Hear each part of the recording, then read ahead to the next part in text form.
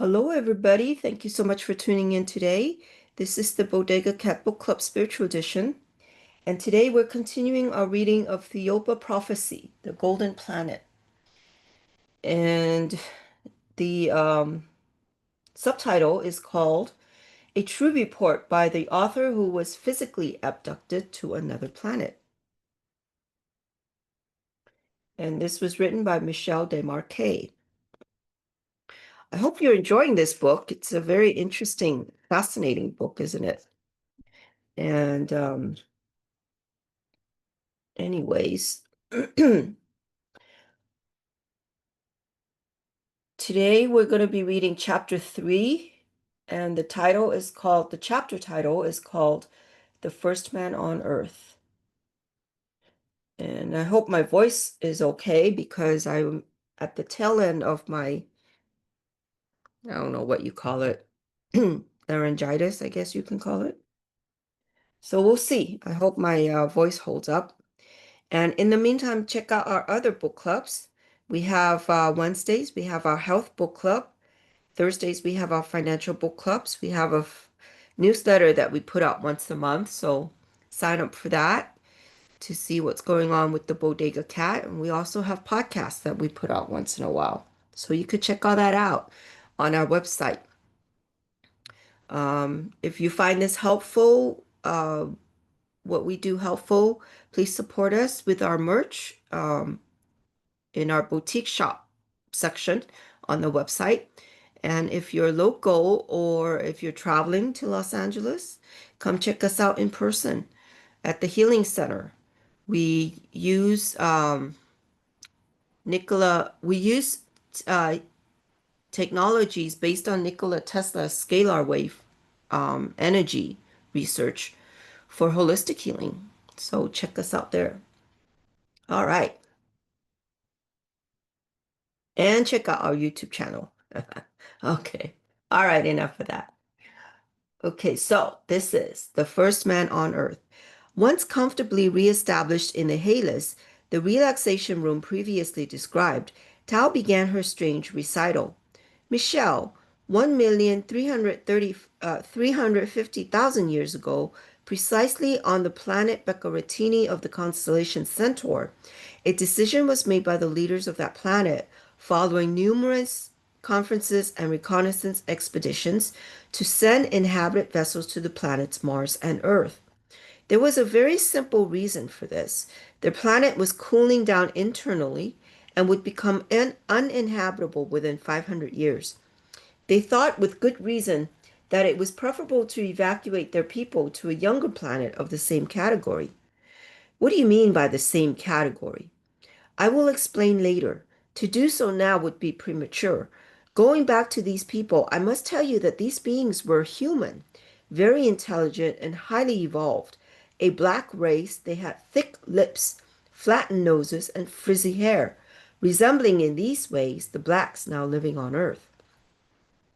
These people had inhabited the planet Beccaretini for 8 million years in cohabitation with a yellow-colored race. To be precise, this was what you call on Earth the Chinese race, and they had inhabited Beccaretini for about 400 years prior to the blacks. The two races witnessed numerous revolutions during their time on the planet. We tried to provide relief, assistance, and guidance, but in spite of our intervention, wars broke out periodically. These, along with the natural disasters occurring on the planet, served to thin the ranks in both races. Finally, a nuclear war broke out on such a grand scale that the entire planet was plunged into darkness and temperatures fell to minus 40 of your degrees Celsius. Not only did atomic radiation destroy the population, but cold and lack of food accomplished the rest. It is a recorded fact that a mere 150 black people and 85 yellow people survived the catastrophe from a population of 7 billion black and 4 billion yellow humans. A register of survivors was taken just before they began to reproduce and when they had stopped killing each other. What do you mean killing each other? Let me explain the whole situation to you, and you'll be able to understand better. First of all, it is important to explain that those who remained were not, as you might expect, the leaders, well protected in specially equipped shelters. The survivors, comprising 3 groups of blacks and 5 groups of yellows, had come from some private shelters. Oh, had come some from private shelters and others from large public shelters. Of course, at the time of the war, there were many more than 235 people in shelters. Indeed, it is believed that there were over 800,000 in all. Following months of confinement in the darkness and intense cold, they were eventually able to risk going outside. The blacks ventured out first, finding almost no trees, no plants, and no animals to speak of on their continent. It was a group isolated from their shelter in the mountains who first knew cannibalism. Because of the lack of food, when the weakest died, they were eaten. Then, in order to eat, they had to kill each other. And that was the worst catastrophe on their planet. Another group near the ocean managed to survive by eating the only living things left on the planet, which were not too contaminated, that is, the mollusks, some fish, and crustaceans. They still had unpolluted drinking water thanks to very ingenious installations enabling them to obtain water from incredible depths. Of course, many of these people still died as a result of lethal radiation on the planet and from eating fish which were filled with radioactivity. Much of the same course of events occurred in the yellows territory, so that, as I have said, 150 blacks and 85 yellows remained. Then finally, deaths resulting from the war ceased and reproduction began again. All of this occurred in spite of all the warnings they had received. It should be said that before this almost total decimation, both the black race and the yellow race had attained a very high level of technological advance. The people lived in great comfort. They worked in factories, private and government enterprises, offices, just as happens now on your planet. They had strong devotion to money, which to some meant power, and to others, wiser, it meant well being. They worked on average 12 hours per week. On Baccaratini, a week comprises 6 days of 21 hours each. They tended to the material rather than the spiritual side of their existence. At the same time, they allowed themselves to be duped and led in circles by a structure of politicians and bureaucrats, exactly as is happening now on Earth. Leaders fool the masses with empty words, and motivated by greed or pride, they lead entire nations toward their downfall. Gradually, these two great races began to envy each other, and as there is only one step from envy to hate, eventually they hated each other so much and so completely that the catastrophe occurred. Both possessing very sophisticated arms, they achieved their mutual destruction. Our historical records show that that 235 survived the disaster, 6 of them being children. These statistics were recorded 5 years afterwards, and their survival is attributed to cannibalism and certain marine life. They reproduced, not always successfully, as it was not uncommon for babies to be born with horribly misshapen heads or ugly weeping sores. They had to endure all the effects of atomic radiation on human beings. 150 years later, there were 190,000 blacks, men, women, and children, and 85,000 yellows. I speak to you of this 150-year period because this was when both races began to reestablish and when we were able to help them materially. What do you mean? Just a few hours ago, you saw our spacecraft stop above the planet Arimo X3 and take samples of soil, water, and air, did you not? I nodded. Then, Tao resumed, you watched as we quite easily annihilated a mass of giant ants as they attacked the inhabitants of a village. Indeed, in that particular case, we helped those people by intervening directly. You saw that they were living in a semi-wild state. Yes, but what happened on that planet? Atomic war, my friend. always and eternally the same story. Don't forget, Michel, that the universe is a gigantic atom, and everything is affected by that. Your body is composed of atoms. My point is, in all galaxies, each time a planet is inhabited at a certain stage in its evolution, the atom is discovered or rediscovered.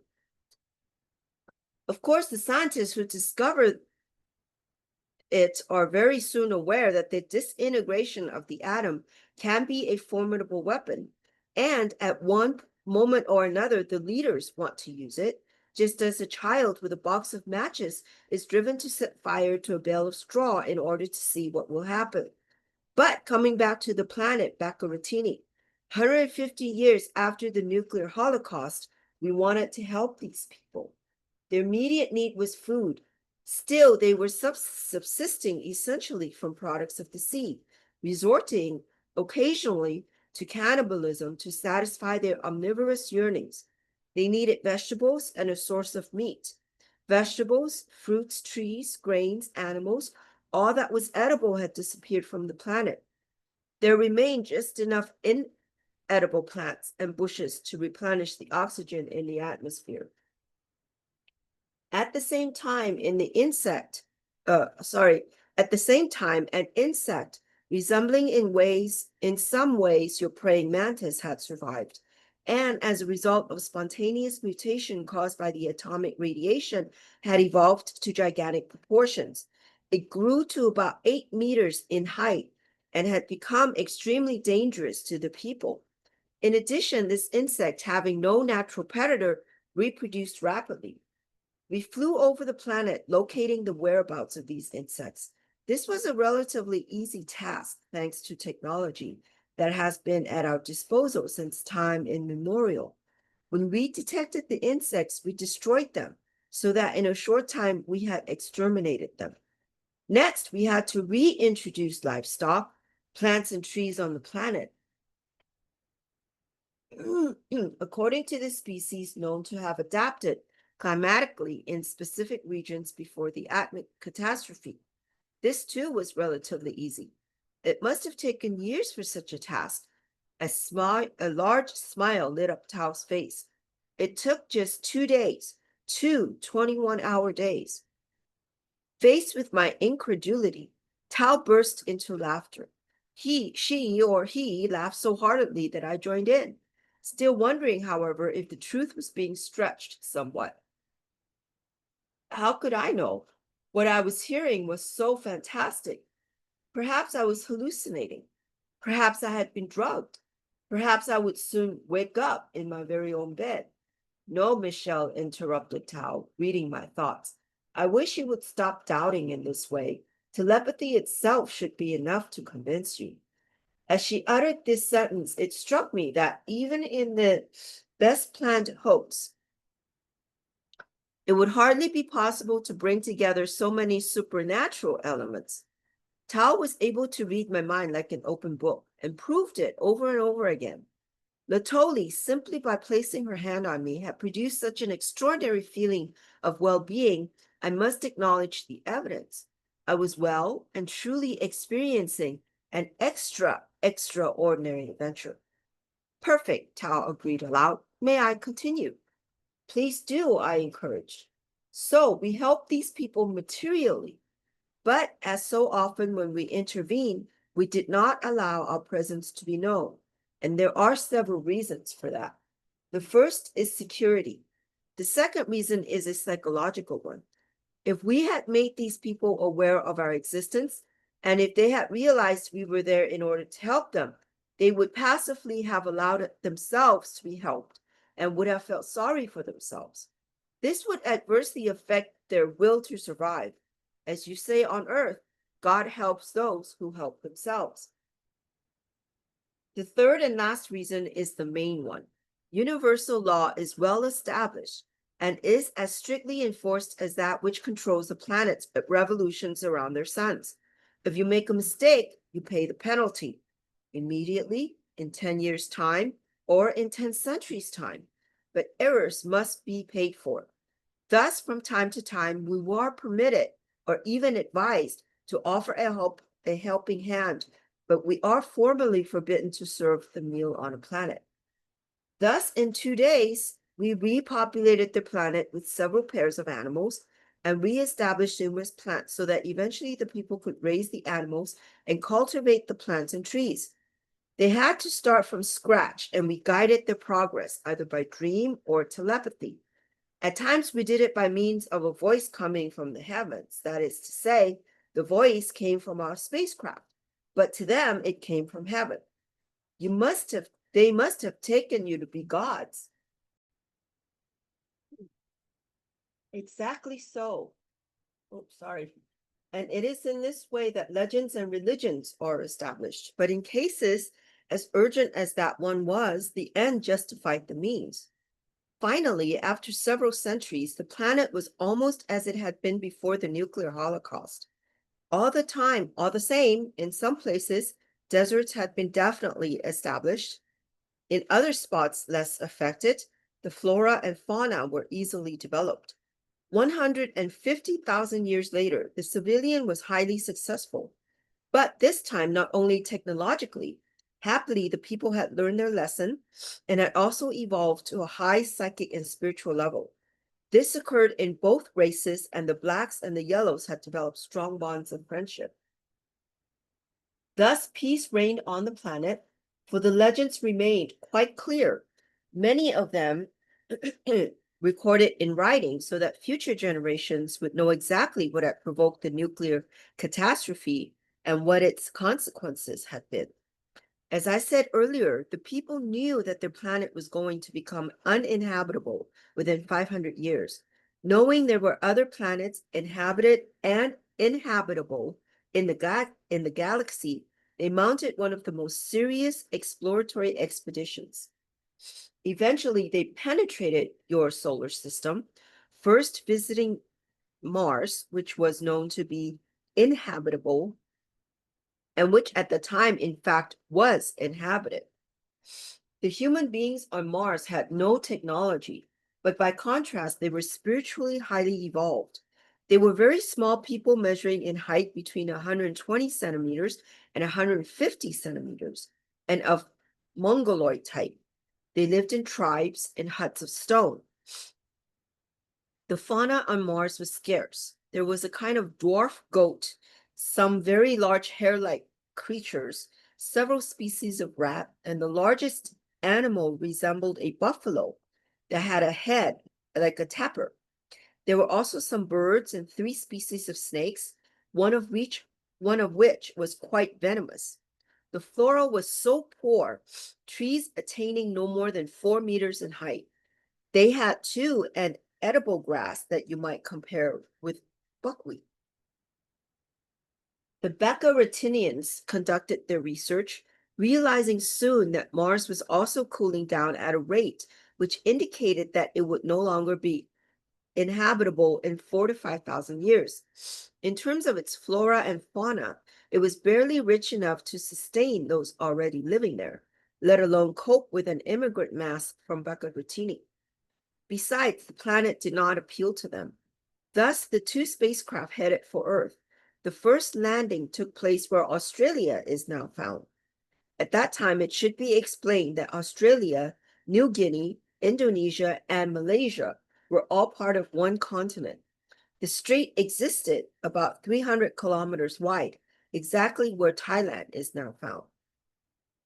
In those times, Australia possessed a great inland sea fed by several large rivers, so that diverse and interesting flora and fauna flourished there. All things considered, the astronauts chose this country as their first immigration base. I must say, to be more precise, that the black race chose Australia and the yellow people established themselves where Burma is now. Here, too, was a land rich in wildlife. Bases were quickly set up on the coast on the Bay of Bengal, where the black people constructed their first base on the shores of the inland sea in Australia. Later, further bases were established where New Guinea is presently located. Their spacecraft were capable of super light speeds and took approximately 50 of your Earth years to bring 3,600,000 thousand black people and the same number of the yellow race to Earth. This bears witness to the perfect understanding and excellent association between two races determined to survive on a new planet and exist in peace. By common agreement, the aged and infirmed remain in Bekaratini. The Bekaratinians had explored all of the planet Earth before establishing their bases and were there absolutely persuaded that no human life existed before their arrival. Often they thought they had located a humanoid form of life, but on closer inspection, they realized they had made contact with a species of large apes. Gravity on Earth was stronger than on their planet, and it was quite uncomfortable initially for the two races, but eventually they adapted very well. In building their towns and factories, they were fortunate to import from Bekaratini certain materials which were very light and at the same time very strong. I have not yet explained that at that time, Australia was on the equator. Earth rotated on a different axis, taking 30 hours and 12 minutes to complete a rotation and achieved a revolution around its sun in 280 such days. The equatorial climate was not as you will find it today. It was much more humid than now, for the Earth's atmosphere has changed. Herds of huge zebras roamed the country, in company with enormous edible birds referred to as dodos, very large jaguars, and another bird measuring almost 4 meters in height, which you have called Denornis. In certain rivers, there were crocodiles up to 15 meters in length and snakes 25 to 30 meters long. They at times nourished themselves on the new arrivals. Most of the flora and fauna on Earth was totally different from that on Bekaratini, both from a nutritional and ecological point of view. Numerous experimental farms were established in an endeavor to acclimatize plants, such as sunflower, maize, wheat, sorghum, tapioca, and others. These plants either didn't exist on Earth or else existed in such a primitive state that they couldn't be consumed. The goat and the kangaroo were both imported, for the immigrants were quite partial to these, consuming them in great numbers on their planet. They were particularly keen to raise kangaroos on Earth, experiencing enormous difficulties, however, in acclimatizing them. One of the main problems was food. On Bekaratini, the kangaroo fed on a fine, hardy grass called arilu, which was totally unknown on Earth. Each time the Bekaratinians, excuse me, each time the Bekaratinians tried to grow it, it died, attacked always by millions of microscopic fungi. So it happened that the kangaroo were hand-fed, so to speak, for several decades as they gradually adapt to the grasses on Earth. The black race persevered in its endeavors and finally succeeded in growing the plant, but it had taken so long that the kangaroos no longer required more than their new pastures. Very much later, some arilu plants took root, and as there were no animals to eat them, they spread throughout Australia. They still exist under the botanical name Xanthoria and the popular name black boys. On Earth, this grass grows much taller and thicker than it did on Bekaratini, but that often happens when species are introduced from other planets. This plant is one of the rare vestiges of those distant times. Excuse me. It indicates, by being found only in Australia, along with the kangaroo, that the Bekaratinians remained in that particular part of the planet for a very long time before seeking to colonize other parts. I am about to explain this, but I wanted first to cite the examples of the kangaroo and the Xanthoria so that you might better understand all the problems of adaptation these people had to overcome. Of course, it is only one small example among so many others. The yellow race had settled, as I said, in the hinterland of the Bay of Bengal. Most were in Burma, where they too had established cities and experimental farms. Principally interested in vegetables, they had imported from Bekaratini cabbages, lettuce, parsley, coriander, and some others. For fruit, they brought the cherry tree, the banana, and the orange trees. These last two were difficult to establish, for the climate of the time was generally colder than it is now. Thus, they gave some of the trees to the blacks, who by contrast had enormous success with them. In the same way, the yellow people had far greater success in the growing of wheat. In fact, the wheat from Bekaratini produced enormous grains, around the size of a coffee bean, with ears measuring up to 40 centimeters in length. 4 varieties of wheat were grown, and the yellow race wasted no time in establishing a very high production level. Did they also bring rice to the planet? No, not at all. Rice is a plant absolutely native to Earth, although it was greatly improved by the yellow people on its way to becoming what it is now. To continue, immense silos were constructed, and soon commercial exchanges began between the two races. The black race exported kangaroo meat, dodos, which were prolific at the time, and zebra meat. In domesticating the latter, the blacks in fact produced breeds that were equal in taste to kangaroo meat and more nutritious. Trade was carried out using Bekaratini spacecraft, bases for these vessels having been set up all over the land. What you are saying, Tao, is that the first men on Earth were black and yellow. How is it then that I come to be white? Not so fast, Michel, not so fast. The first men on Earth were indeed the blacks and the yellows, but for the moment I will continue to explain how they organized themselves and how they lived. Materially, they were successful, but they were also careful not to neglect the construction of their immense meeting halls in which they practiced their cult. They had a cult? Oh, yes.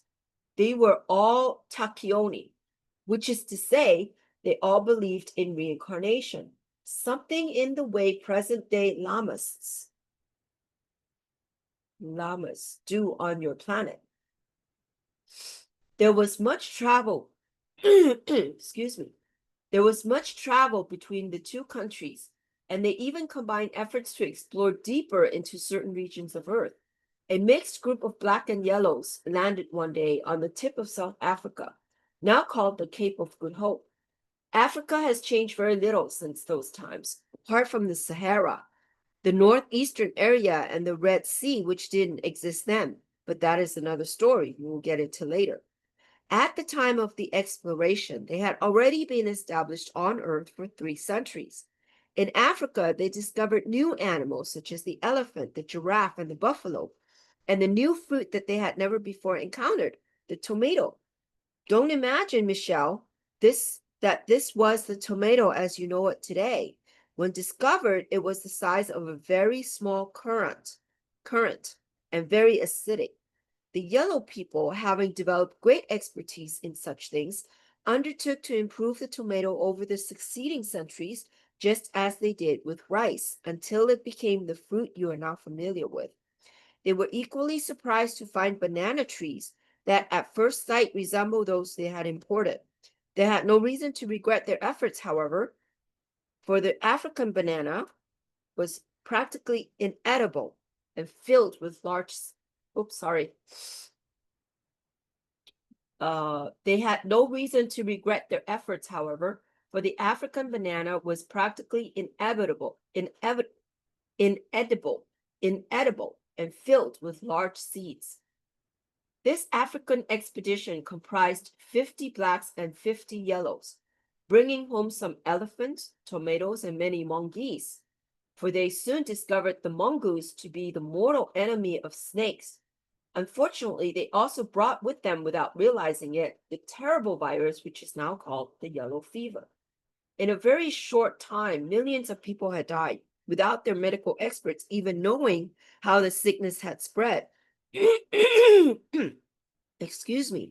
Since it is mainly spread by the mosquito, and since there are many more mosquitoes in equatorial climates, where there is no winter to reduce their numbers, it was the blacks in Australia who suffered the most. In fact, they counted 4 times more victims than the yellows. The yellow race on Beccaritini has always been superior in the field of medicine and pathology.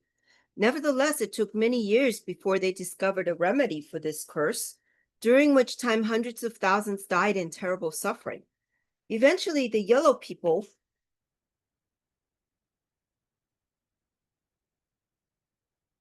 produced a vaccine that was immediately made available to the blacks, a gesture that reinforced the bonds of friendship between the two races. What were they physically like, these blacks? When they migrated from Beccaritini, they were about 230 centimeters tall. They're women too. They were a beautiful race. The yellow people were smaller in size, the average man measuring 190 centimeters, and the women 180 centimeters. But you said that the present day blacks are the descendants of those people. Why is it they are now so much smaller? Gravitation, Michel. Being stronger on Earth than on Beccaritini, both races gradually became smaller in size. You also said that you were able to help people in trouble.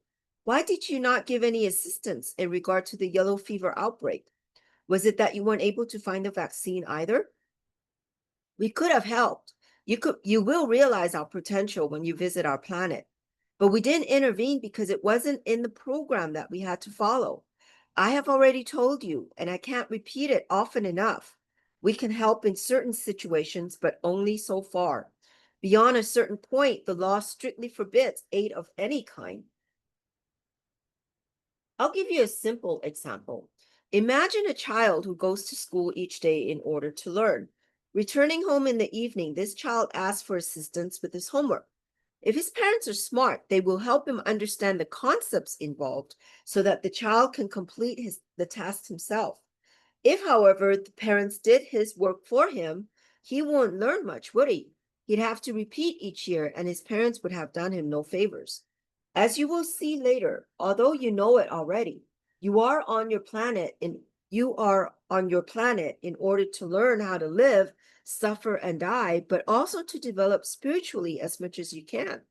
We'll come back to this point later when the theories speak to you. For now, I want to tell you more of these people. They overcame the curse of the yellow fever and spread their roots deeper on this new planet. Not only was Australia heavily populated, but so was the area now known as Antarctica. Of course, in those days, its position meant that its climate was temperate. New Guinea was also densely settled. By the end of the yellow fever scourge, the blacks numbered 795 million. I thought that Antarctica was not really a continent. At that time, it was attached to Australia and very much warmer than now. Since Earth rotated on a different axis, the Antarctic climate was more like southern Russia now. Did they ever go back to Beccaritini? No. Once established on Earth, they made strict rules that no one would return. What became of their planet? It cooled down as predicted and became a desert, much like Mars. What was their political structure like? Excuse me. Very simple. Election by raised hands of the leader of a village or district. These district leaders elect a town leader as well as 8 old people chosen from among those most respected for their wisdom, common sense, integrity, and intelligence. They were never selected on the basis of wealth or family, and all were between 45 to 65 years of age. The town or regional leaders, a region comprised 8 villages, had the role of negotiating with the 8 old people. The Council of 8 elected by a secret ballot requiring at least 7 voted in accord, a delegate to represent them at meetings of state council. In Australia, for example, there were 8 states, each of which comprised 8 towns or regions. At state council meetings, there were thus 8 delegates, each representing a different town or region. At a state council meeting, presided over by a great sage, they discussed the type of day-to-day problems that confront any government, water conveyance, hospitals, roads, etc. In regards to roads, both the black and the yellow races used very light vehicles with a hydrogen motor, which traveled above the ground, thanks to a system based on anti-magnetic and anti-gravitational force. But to get back to the political system, there was no such thing as a party, everything being based solely on reputation for integrity and wisdom. Long experience had taught them that to establish an order that would endure required two golden ingredients: fairness and discipline. I will speak to you some other time of their economic and social organization and give you an idea now of their system of justice. A thief, for example, generally considered to be guilty, was branded with a red hot iron on the back of the hand he or she ordinarily used. So a right-handed thief was branded on the right hand. A subsequent offense resulted in the left hand being cut off. This is a practice that still occurred quite recently among the Arabs, a practice conserved throughout time past. If he or she continued to steal, the right hand would be cut off and was at the mercy and pity of his family and passersby for food, for everything. Because people would recognize the symbol as that of a thief, life became very difficult. Death would have been preferable. In this way, the thief became a living example of what happened to a habitual offender. Needless to say, theft was a rare occurrence. As for murder, this too was rare, as you will see. Accused murderers were taken to a special room and left alone. Behind a curtain, a mind reader would be installed. This was a man who not only possessed a special telepathic gift, but who also cultivated that gift in a constant endeavor in one or another of the special universities. He would intercept the thoughts of the supposed murderer. You are going to retort that it is possible with training to make one's mind blank, but not for 6 hours at a stretch. Excuse me. Further, at various times when he or she might least expect it, certain predetermined sounds would be heard, obliging the subject to break concentration. As a precautionary measure, 6 different mind readers were used. The same procedure was applied to witnesses for the prosecution or defense. In another building some distance away. Not a word would be exchanged, and on the 2 following days, the procedure would be repeated, this time for 8 hours. On the 4th day, all the mind readers submitted their notes to a panel of 3 judges, who interviewed and cross-examined the accused and the witnesses. There were no lawyers or juries to impress. The judges had before them all the particulars of the case and wanted to be absolutely sure of the guilt of the accused. Why? The penalty was death, Michel, but a terrible death. The murderer was being thrown alive to the crocodiles. As for rape, which was considered worse than murder, the punishment was even more cruel. The offender was coated with honey and buried to the shoulders in the immediate vicinity of an ant colony. Death at times would take 10 or 12 hours. As you will now understand, the crime rate was extremely low among both races, and for this reason, they had no need for prisons. Don't you consider that excessively cruel? Consider the mother of a 16-year-old girl, for example, who was raped and murdered. Doesn't she endure in the loss of her child, cruel of the most kind? She did not provoke or seek her loss, but she must suffer. The criminal, on the other hand, is aware of the consequences of his actions. Thus, it is just that he be punished very cruelly. As I have explained, however, criminality was almost non-existent. Returning to religion, I said earlier that both races believed in reincarnation, but there were variations on their beliefs that at times divided them. Certain priests diverted masses of people to group them under their leadership in these variant religions. The divisions that resulted among the blacks had disastrous repercussions. Eventually, about 500,000 Blacks immigrated in the wake of these priests to Africa, to the area where the Red Sea is now. At the time, the Red Sea did not exist, and the land was African.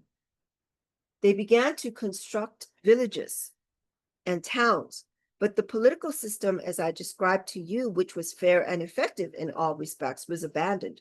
The priests themselves elected the heads of government, so that these leaders became more or less puppets manipulated by the priests. From that time on, the people had to face many of the problems that are so familiar to you on earth at the present time: corruption, prostitution, drugs, and all manners of injustices. As for the yellow people, they were very well structured, and in spite of some slight religious distortions, their priests had no say in the affairs of the state. Oops, sorry. As for the yellow people, they were very well structured, and in spite of some slight religious distortions, their priests had no say in the affairs of the state. They lived in peace and affluence, quite different from this secessionist Black race in Africa.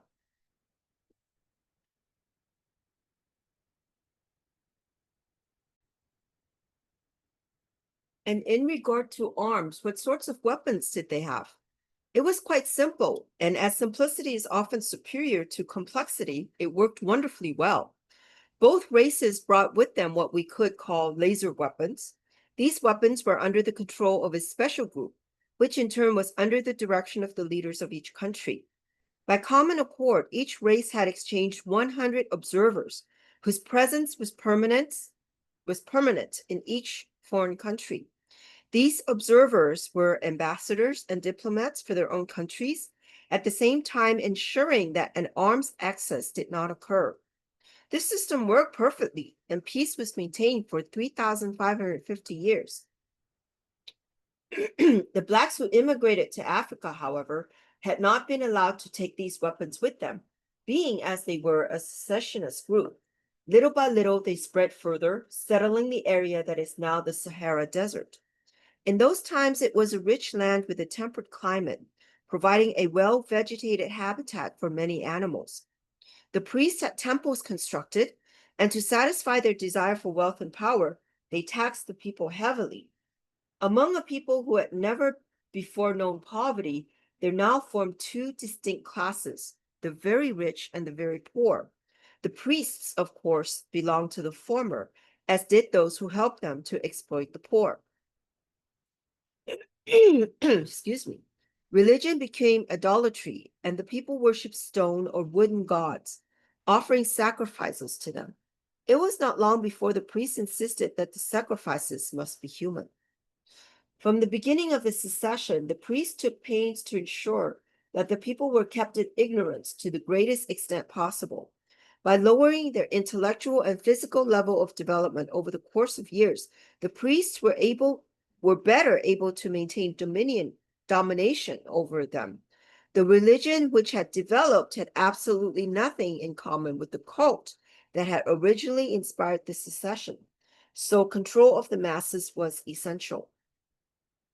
Universal law decrees that man's principal obligation, regardless of which planet he happens to inhabit, is to develop his spirituality.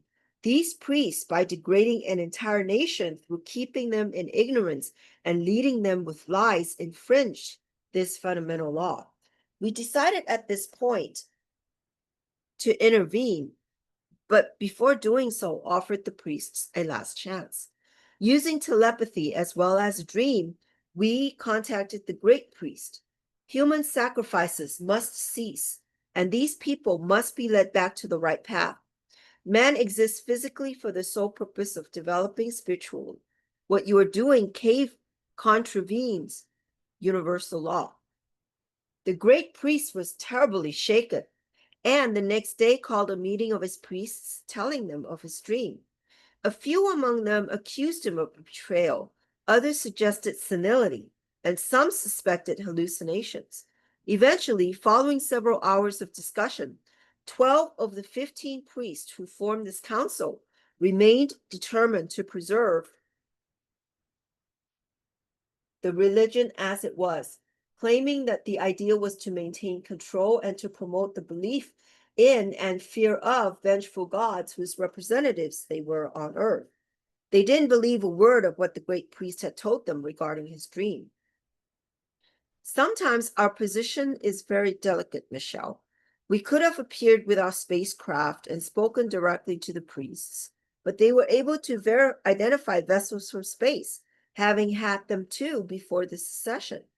They could have attacked us immediately, no questions asked, for they were very suspicious and fearful of losing their preeminence within their nation. They had formed an army and possessed quite powerful weapons to be used to counter possible revolutions. We could also have destroyed them and spoken directly to the people in order to lead them back to the right path. But psychologically, this would have been a mistake. These people were accustomed to obeying the priests and would not have understood why we interfered in the affairs of the country. Thus, all would have been spoiled. So it was that one night we flew above the country at an altitude of 10,000 meters in one of our two spheres. The temple and the holy city were situated about 1 kilometer from the town. We woke by telepathy the great priest and the two acolytes who had followed his advice, making them go on foot to a beautiful park 1.5 kilometers from the holy city. Then, by collective hallucination, we had the guards open the goals and release the prisoners. Servants, soldiers, in fact, all the inhabitants of the holy city, with the exception of the 12 evil priests, were evacuated. Inspired by strange visions in the sky, everyone ran for the other end of the town. In the sky, winged personages hovered around an enormous incandescent cloud, which shone in the night. How is that done? Collective illusion, Michel. Thus, in a very short time, it was arranged that only the 12 evil priests remained in the holy city. When all was ready, the tool sphere destroyed it all, including the temple, by means of the same weapon that you have already seen in action. Rocks were shattered and walls crumbled to a height of 1 meter, that the ruins might bear witness to the consequence of the sin. Indeed, if they had been totally effaced, men would soon have forgotten, for men easily forget. Further, and for the edification of the people, a voice issued from the incandescent cloud warned that the anger of God would be terrible, much worse than they had seen, and that they must obey the great priest and follow the new way which he would show them. When it was all over, the great priest stood before the people and spoke to them. He explained to the poor wretches that he had been wrong, and that it was now important that everyone strive together to follow the new way. He was assisted in his work by the two priests. Of course, times were often hard, but they were aided by the memory and the fear of the event that had destroyed, in a matter of minutes, the holy city and killed the evil priests. Needless to say, this event was considered by all to be a miracle of the gods, but it also involved the liberation of more than 200 prisoners who were to face human sacrifice the next day. All the details of the incident were noted by the scribes, but they were also distorted in the legends and tales passed on through the centuries. Nevertheless, the immediate consequence was that everything changed. The rich, who had previously had a hand in the exploitation of the people, now, in view of what had happened to the evil priest in the holy city, were fearful of meeting a similar fate. They were considerably humbled and assisted the new leaders in instigating the changes required. Gradually, the people became contented again, as they had been in times prior to the secession. Inclined towards pastoral rather than industrial or urban pursuits, they spread throughout Africa during the course of the centuries that followed and numbered, eventually, several million. Nevertheless, towns were only established in the area where the Red Sea is now, and along the banks of a large river that flowed through the center of Africa. The people managed to develop their psychic abilities enormously. Many were able to travel short distances by means of levitation, and telepathy resumed its significance in their lives, becoming commonplace. There were also frequent instances of physical ailments being cured by the laying on of hands. Amicable relations were reestablished with the Black people in Australia and New Guinea, who came to visit them regularly on chariots of fire, as they sometimes called the spaceships, still being used by their Australian brothers. The yellow race, being closer neighbors, began to immigrate in small numbers to northern Africa and were fascinated by the tales of the arrival of God on a chariot of fire. This is how the legend subsequently referred to our intervention. The yellow people were the first to mix with the Black race, physically speaking, I mean. It might be surprising, but never on Becca Retini had the race mixed to the extent that they did on Earth. The ethnologists were greatly interested in the results of this union, which produced on Earth a great new tribe. Indeed, these crossbreeds, as I'll call them, being crossed with more yellow blood than black, ended up feeling more at ease among themselves than with either black or yellow. Eventually, they grouped together and settled in the area now called Algeria, Tunisia, North Africa. Thus, a new race was born, the Arab race that you know. Don't think, though, they immediately resembled the race they are now. Climate and time, the passing of centuries, had its effect. My story simply gives you the idea of how the race began through interbreeding. And so all that was going well for the inhabitants of planet Earth, except for one thing. The astronomers and scholars were very worried. For an enormous asteroid was approaching Earth almost imperceptibly, but unmistakably. It was first picked up by the observatory of Iquirito, located in the center of Australia. After several months, it could be seen by the naked eye, provided one knew where to look, glowing a most sinister, vivid red. In the weeks to follow, it became ever more readily visible. The governments of Australia, New Guinea, and Antarctica made a most important decision, which was soon agreed to by the Yellow leaders. Ahead of the inevitable collision with the asteroid, they agreed that all space vessels in a condition to fly would leave Earth, carrying on board as many specialists and experts as possible, doctors, technicians, etc., of the kind most likely to be of service to the community following the catastrophe. Where were they going? To the moon? No, Michel, at that time Earth didn't have a moon. Their spacecraft were now capable of 12 weeks autonomous flight. For a long time, their capability for super strong distance travel had been lost to them. Their plan was to remain in orbit around the Earth, ready to land as soon as possible and give assistance where it was most needed. 80 Australian spacecraft were equipped and loaded to carry an elite group, which was chosen as a result of meetings held day and night. The Yellow race followed the same procedure, making 98 spacecraft ready. In Africa, of course, there had never been any spaceships. I asked you to note in passing that apart from the supreme leader of each country, none of his ministers, as you might call them, was given a place on any vessel.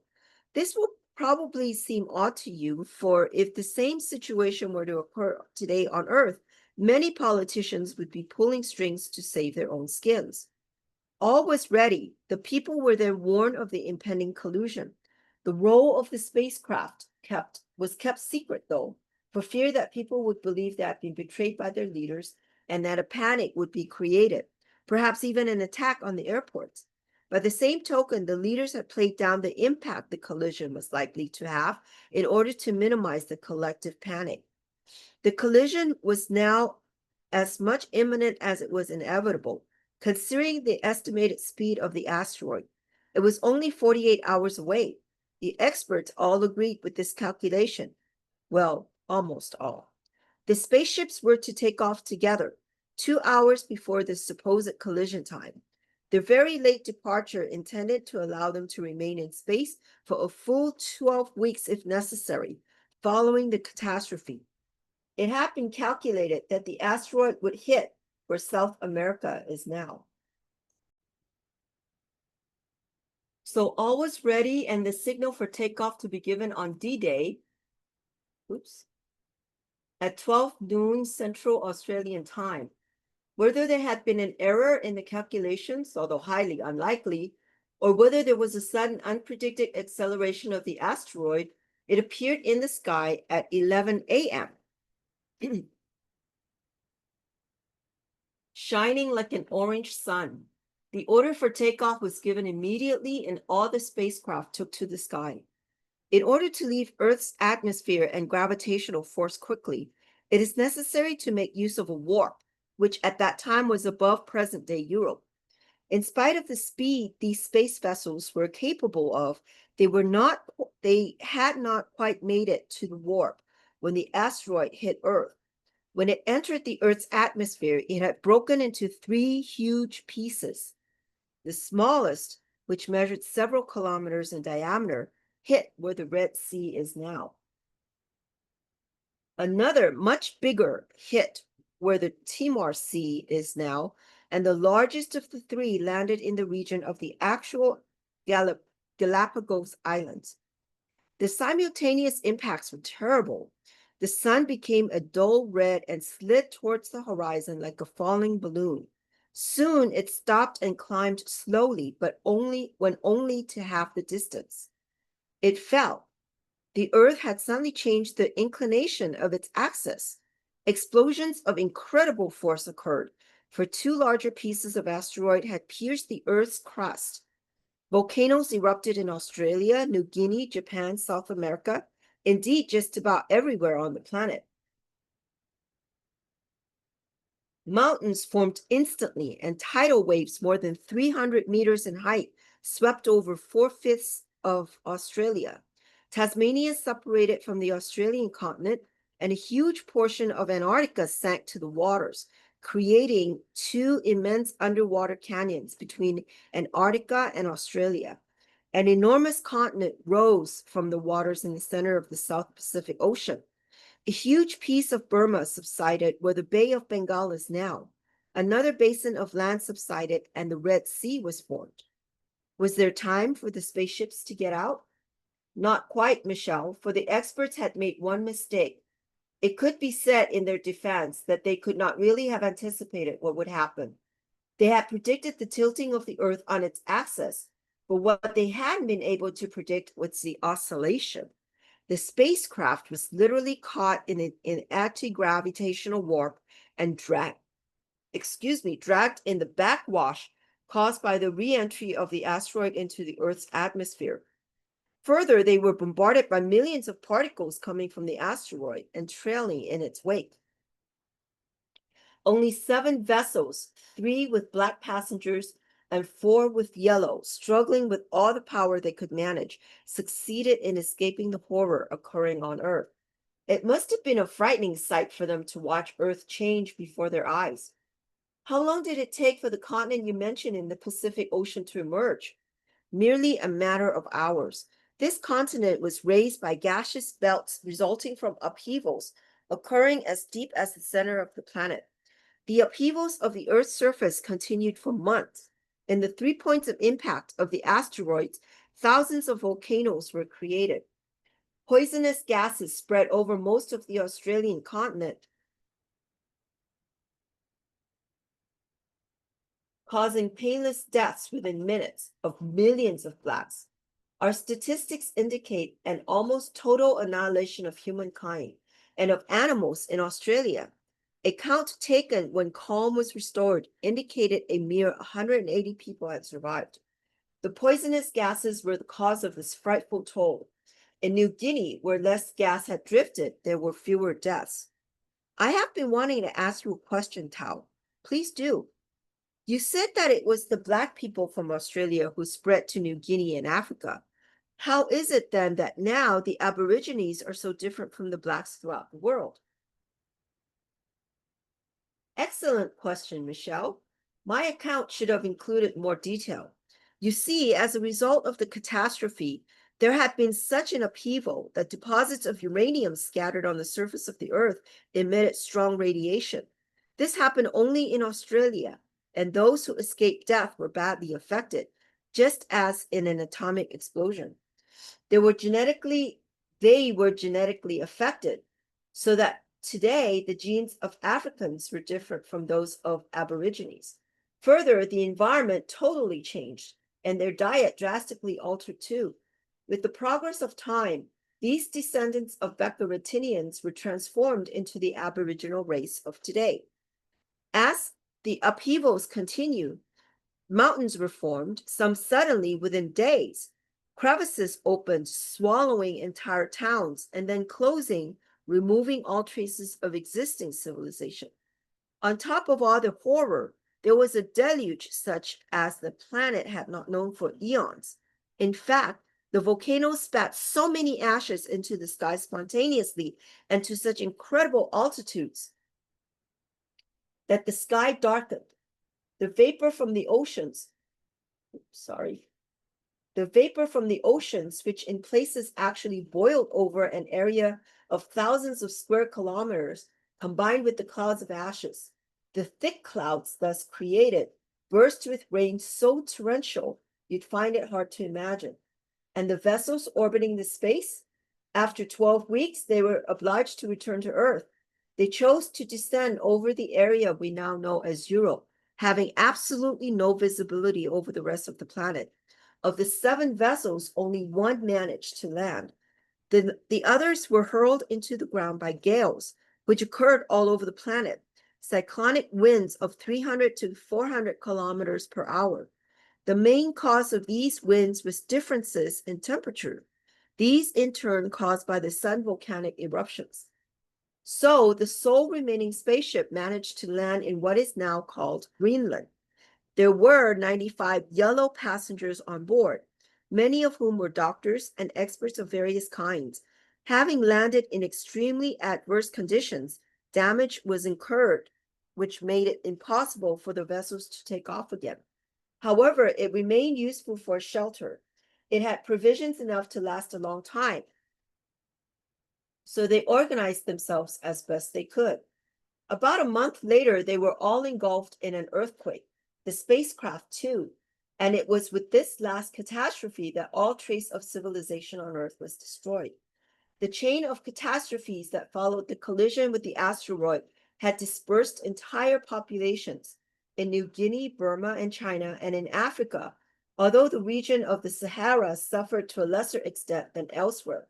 However, all the towns established in the Red Sea area were engulfed by the newly formed sea. In brief, no city remained on Earth, and millions of people and animals have been wiped out. It was therefore not long before widespread famine occurred. Needless to say, the wonderful cultures of Australia and China were no more than memories than would become legends. And so it was that the people, suddenly disseminated and separated from each other by newly gouged chasms and newly formed seas, experienced for the first time on the planet Earth cannibalism. End of chapter 3. Wow. This is an interesting chapter, a little long, but anyways, I hope you enjoyed that. And we'll continue our reading next time. In the meantime, I hope you guys all have a great day. All right, bye-bye now.